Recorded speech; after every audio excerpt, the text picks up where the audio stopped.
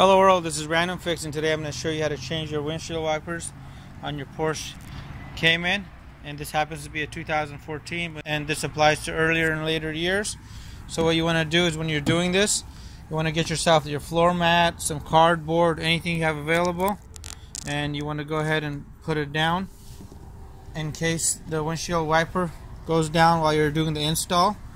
And all you want to do is come right here and push this button in. You don't need any tools to do this.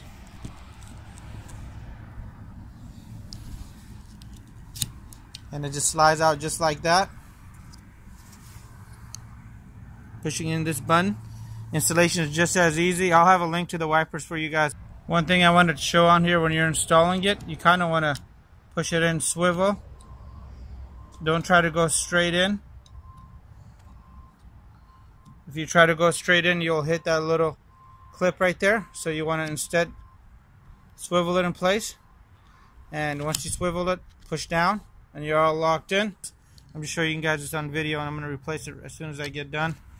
And you're going to slide this down. With the install, insert it and just slide it down until you hear that click. Go ahead and lower the windshield wiper. Passenger side is just as easy. Go ahead and raise it up.